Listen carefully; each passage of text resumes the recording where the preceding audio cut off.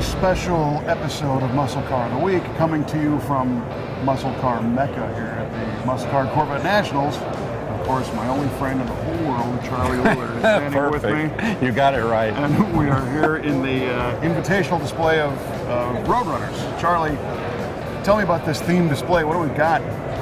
Well, it's just a pile of Roadrunners. Everybody likes to see them. It's like, all right, let's see how many good cars we can get here. And we got quite the selection of good cars.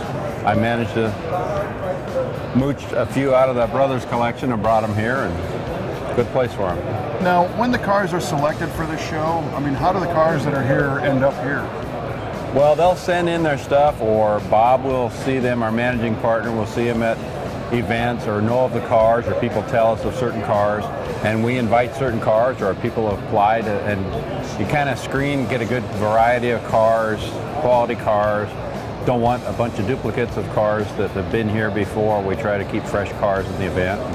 It looks like we've got a pretty good cross-section of cars and variety.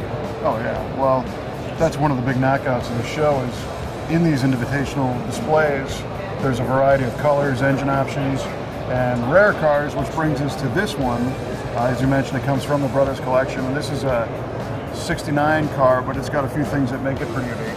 Yeah, it's got a Hemi and a drop top. It's a Hemi Roadrunner convertible. Pretty low production car, pretty neat, 4-speed.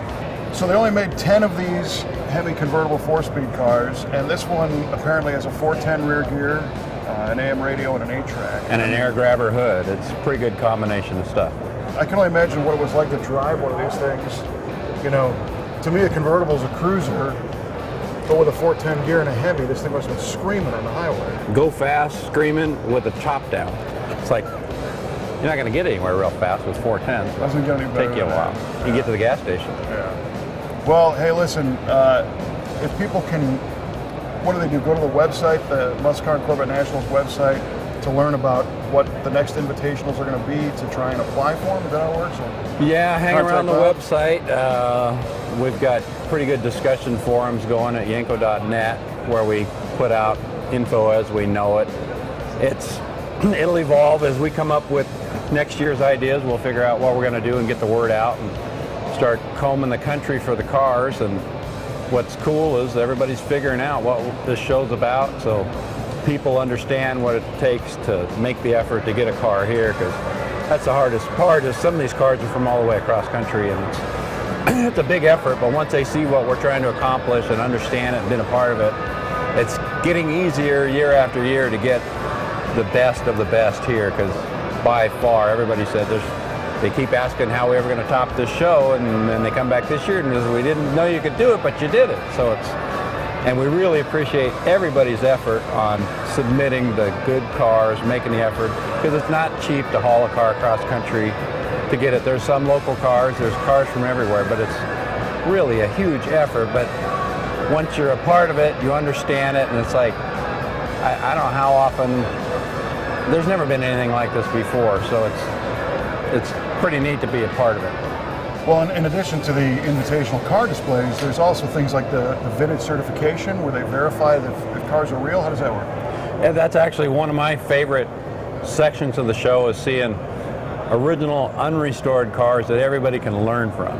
So we invite and people apply to submit their unrestored, original cars, and if it's a Mopar, we get the best judges we know of that know these cars inside and out. Frank Battleson, Roger Gibson doing Mopar, Steve Schauger doing Camaros, Chris White doing Chevelle.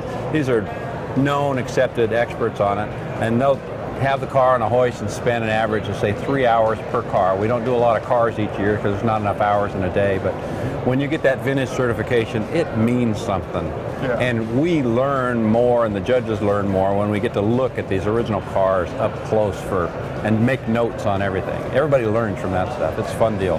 The other thing I thought was pretty cool that I don't think has been publicized very much is the original owners corral over there. You got cars with their original owners on display. Oh yeah, there's one of everybody's heroes, Ken Barnhart, with his Hugger Orange 69 ZL1 Camaro they bought brand new. He can still, he's Ken's over 70 years old, can still run 10s, shifting a 4-speed in his EL1. We got Dennis Cumby right across the aisleway in his black LS6 Chevelle he bought new from Fred Gibb. I mean, it's like, there's cool stuff here. Yeah, I saw the Impala, and there's 62 Chrysler and Corvette, and, you know, and you can actually, you know, the owners are sitting right there, the guys that wrote the check for them, and ask questions, and they love talking about them. Yeah, and you won't see this anywhere else in the country, to where we can get these kind of groups of people and collections of cars together, and it's almost like a celebration of muscle cars in America, and Corvettes, and fun stuff. Too cool. All right, man, my only friend, thanks again. See how he is? I don't really like him. No. Look at the Muscle Car and Corvette Nationals website, McCacken.com, to find out what the invitationals are next year, so maybe you can bring your car out.